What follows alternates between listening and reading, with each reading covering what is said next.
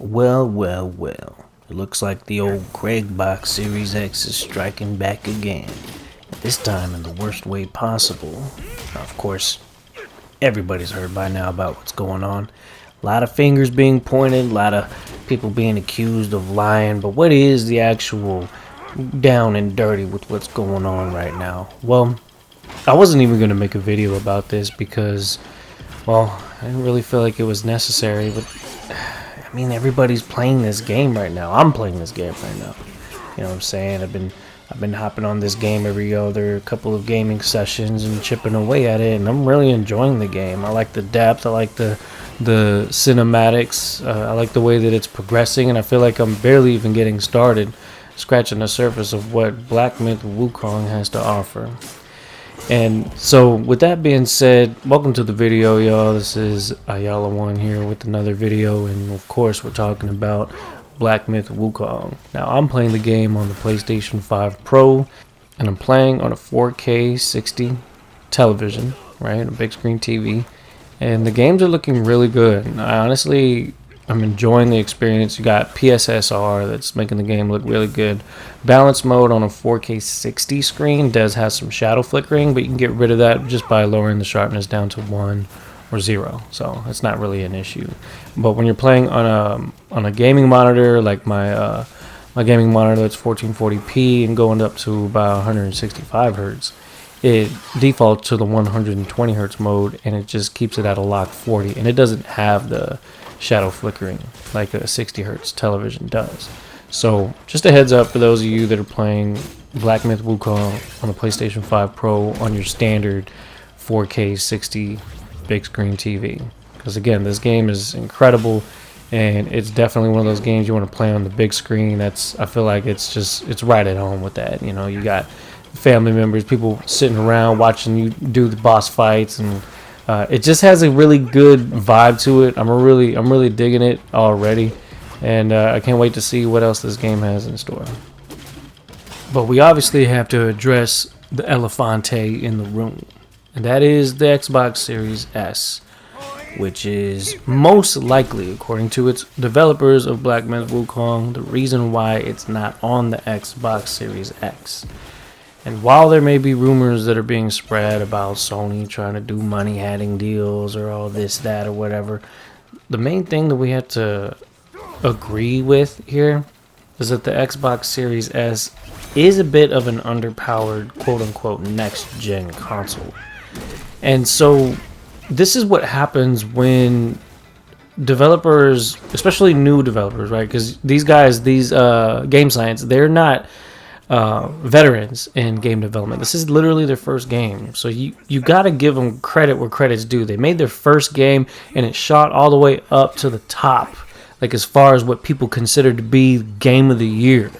You know what I'm saying? That is worth applauding, right? For especially a Chinese company, because China's not known to be a publisher of video games that the whole world plays, right? So this is kind of like the It Man of Chinese video games, where audiences across the world are captivated by their perspective on things. And, you know, honestly, the mythology that's being shown here is something that's very unique, because you don't see things like this in God of War. You don't see things like this in Assassin's Creed or anything like that. This is literally just straight up a Chinese flair on things. And you know what?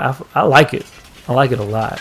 So the Xbox Series S, right? So it has 10 gigabytes of shared memory, but with only 8 gigabytes of that memory being used for games, because the speed of the 8 gigabytes that is used for the memory is slated to be around 256 gigabits per second of read and write speed, and then you have the 2 gigabytes of RAM that finish out the unified RAM on the Xbox Series X, and that only runs at like 50 something gigabits per second, so substantially less than the main pool of RAM for the Xbox Series X. And so it's technically just working with about 8 gigabytes of RAM, and this is what we were used to in the previous generation.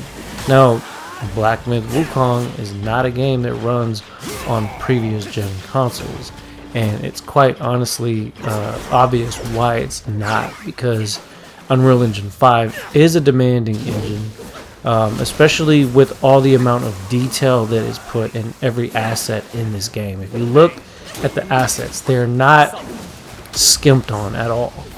Every blade of grass, every statue, rock, every piece of architecture in Black Myth Wukong does have an innate quality to it that when you're looking to optimize, it would make it more difficult to do because the quality of every asset is pretty high. And so, of course, that's going to cause hits to performance. And so finding ways to cut back without lowering the quality too far down is something that, yeah, of course, a new game developer may have some struggle with because they don't want to compromise the looks of the game. I feel like I understand where they're coming from with that because they have a set standard of what their game's vision is supposed to look like. But if a console that is supposed to be for this gen running with 8 gigabytes of RAM and the same amount of, I guess you could say teraflops, whatever, of what was going on in the previous gen on the PlayStation 4 Pro, right? Not even the Xbox Series X. No, the Xbox One X, which I believe was 6, flopperoos or whatever. Then you had the Xbox Series S, which of course uses more efficient, hardware because it has a newer chipset with a better power efficiency and everything like that. But the suite of RAM that is used in it and everything like that is just not up to par with the other options that Game Science has been working with to get this thing to work. Now, the argument could be said that, well, what about PC? Because there are PCs that play this game that have stats that are comparable to the Series S. But those are also struggling to even hit 30 frames per second.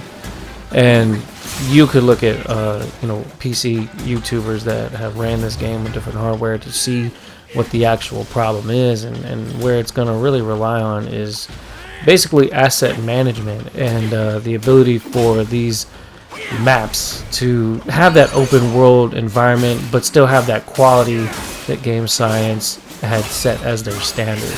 Now imagine that. Imagine this game launched, right? And it launched in a poor state on the Series S. Maybe it ran good on the X. Who knows, right? But let's say that it had, basically very drastic differences in graphical fidelity and things like that. They wouldn't want things like that to affect their ability or at least have the fighting chance of winning Game of the Year. And so the fact that they wanted to take a longer time to try to reach that point, and the fact that they're admitting it, is something that should be applauded. Not something that should be ignored or something that should be pushed to the side, because we could talk about the power of the Series S in general, but the truth is, yes, there are other games that run Unreal Engine 5 on it and is optimized to perform decent enough on it, right? RoboCop Rogue City is an example, okay? What's another Unreal Engine 5 game? Tekken 8, right? There's so many Unreal Engine games in this generation already. Some developing companies have bigger studios that can really focus on those things, but there are going to be growing pains for companies like these guys here who took a real good pride in their project. You could tell that they really put a lot of passion into this game, and so you gotta give them more time to get it right for the platforms that require those compromises. Ceaselessly, oh dear.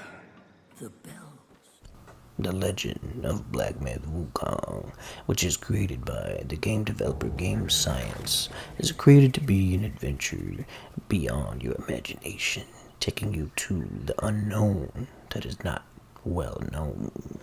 Witness the vast landscapes in the well-crafted Unreal Engine 5 development game engine that pushes every piece of hardware to its absolute limit. And well, as you can see from the news, not every video game console is able to withstand its wrath. Finally then, the 3 bells sang. Disciples come, I hear travelers approaching my temple carrying new treasures. This guy is kind of fucking weird, right? I cannot see you, but but I recognize your odor. Could it be the return of Son Goku? I mean, Son Wukong. The legend has risen. It must be you who took that Kasaya. Now give it back! Anyways, enough being an idiot for one moment. Yeah, so with all this fuss that's going on about PlayStation 5 Pro, it's just, to me, it's funny how there's so much smack talking, right, about the PS5 Pro being done on behalf of the PC gaming community. Oh, it's not worth it. It's, it's, you spent $900 for barely an upgrade, and then the moment that the Series S is having trouble running Black Myth Wukong, all of a sudden it seems like damn near every PC YouTuber is now trying to say, oh, well, it's strong enough, it can handle it.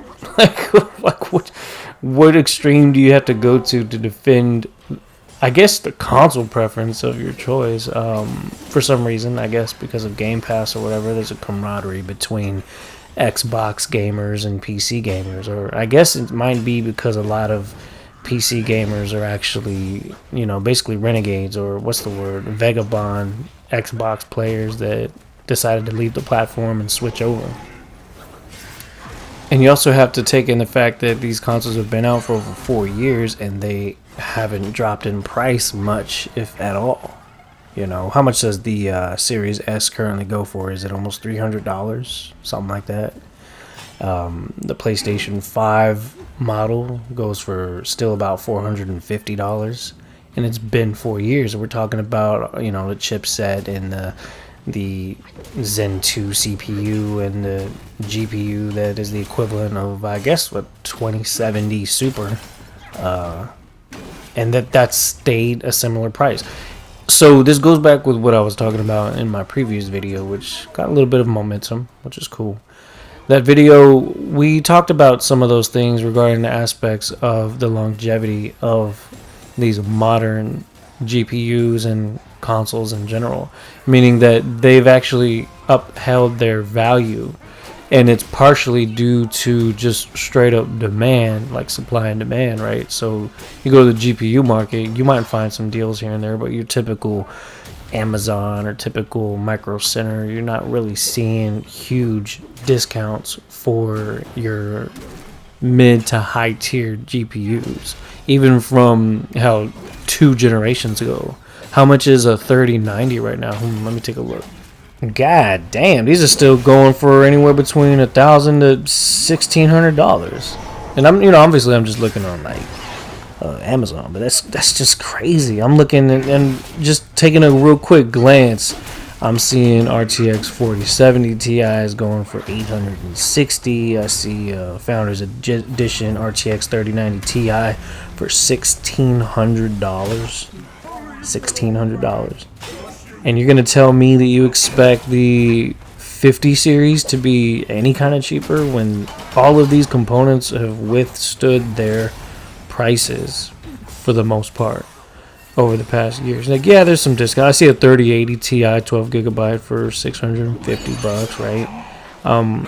That might be a little bit better. But again, if I were even considering getting a PC, I wouldn't get old cards or go with the newest ones, because that's what would be the most future-proof, I guess you could say, way of setting up a rig, right? So there's always that factor there as far as like the newness of it. If you're gonna go all out and go with that, then you have to keep that in consideration. Now, that goes without saying. Well, how does that make any difference when you're looking at a console? Because that's older tech as well. You're talking about tech from 2020, 2019. You know what I'm saying? That's what you're looking at when you buy a console, basically. But that's an interesting point to bring up, because the PlayStation 5 Pro is using RDNA 2, 3, and 4 components in what you can call a chimera of sorts, a hybrid of generations of GPUs that prioritizes compatibility. And I like that type of innovation because it struck a solid middle ground between making it easier for developers for the platform of PlayStation, while giving the boost that'll give it the longevity to finish up the rest of this generation on a strong note. And that right there is the difference between PlayStation and Xbox.